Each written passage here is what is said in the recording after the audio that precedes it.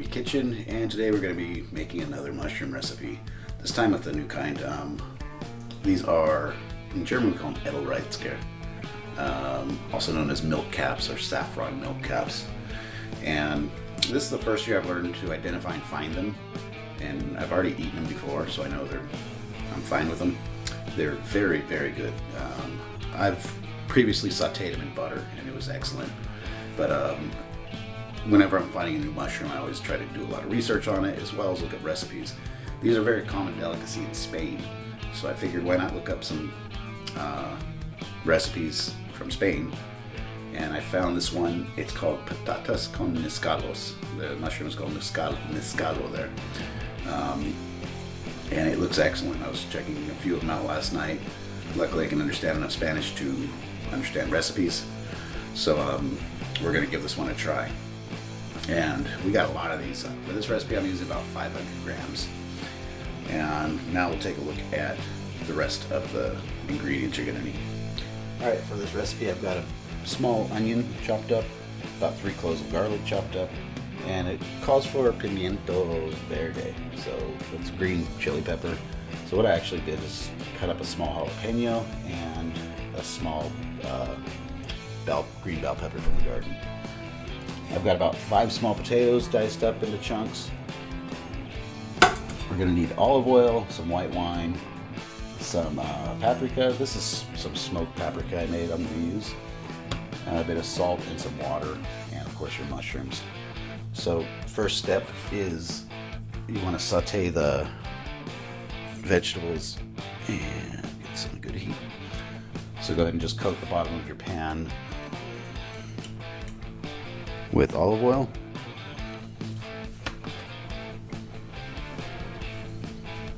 Let that heat up a bit. Alright, next we're going to throw in the onion and the garlic.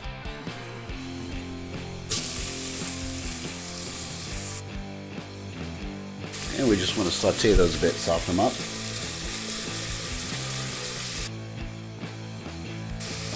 And these milk caps, I mean, they grow in a lot of different parts of the world, so you might want to look into them, see if they grow where you are.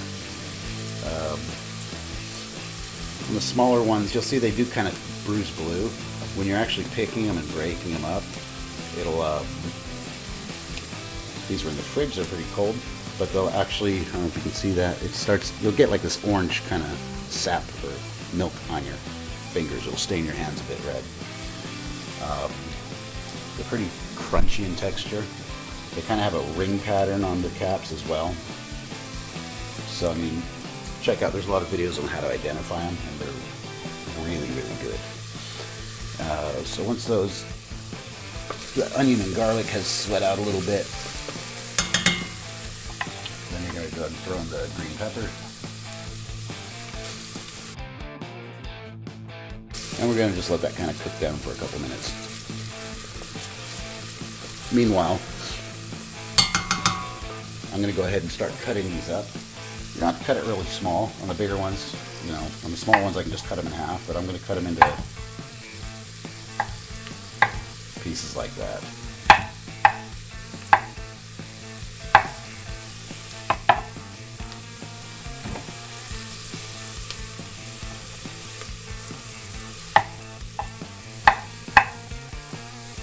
Like you'll hear me say in a lot of videos, I don't like to wash mushrooms in water. Only certain types, like chicken of the woods, you can get away with it. So usually when I'm cleaning them, or when I'm picking them, I clean them right away. I have a knife with me and cut off any parts of dirt, throw them in my bag like that. And as you're going, if you see a leaf or something there, you can just pick that off. And while I'm sauteing these, I keep the heat at like medium high, not too hot. And these, so far, I've always found them in the same spots. And it's always kind of by some evergreens, some pine trees. Oh yes, stencils. Alright, so that's looking good.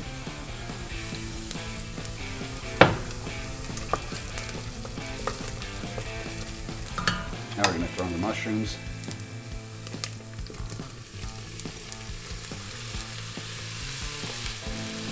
And we're going to let those cook for about 4 to 5 minutes. Stirring occasionally. And then we'll come back when those are ready. Alright, so after the mushrooms have cooked for 4 to 5 minutes, start, too much steam to see it, but starts, the whole juice has kind of got this nice orange color, but I don't think you can see it with the steam. You'll see it when you make it. Looks great though, and it smells great. Next we're going to throw in the potatoes. Let those cook in there for a few minutes.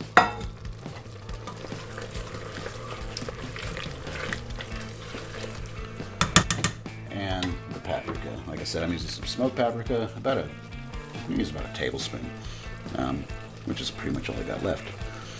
I gotta make some more of this. And if you want to see how to make your own smoked spices, smoked salt, cold smoke, check out my video on cold smoke generator. Now it's colder time of the year. I'm gonna be making more of that kind of stuff. So I put a generous amount in. Go ahead and stir that up while the potatoes kind of cook down a little bit. And then I'm going to turn the heat up a bit higher as well. And the next step is going to be about 200 milliliters of white wine. Use a dry white wine.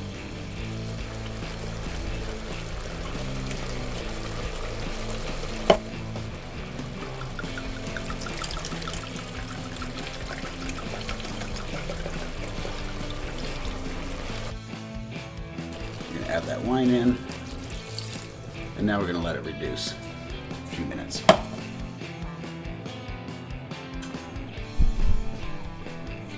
Smelling good.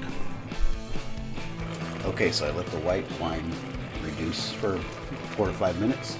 Now I'm going to add in about 1 liter of water.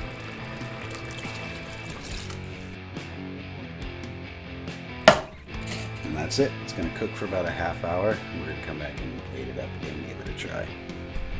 Almost forgot, this is where you're going to add salt to taste as well. So add in a bit of salt, stir it up, give it a taste, see if it needs more. Alright, so this is cooked at a low boil for a half hour. Time to dish it up and give it a try. I'm going to garnish it with a bit of parsley and some saffron flour. Get our thumbnail photo.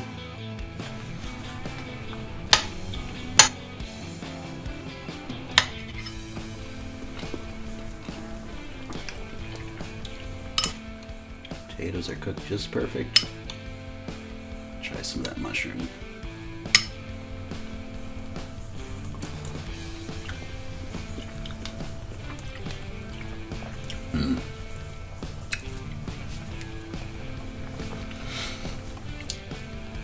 Excellent.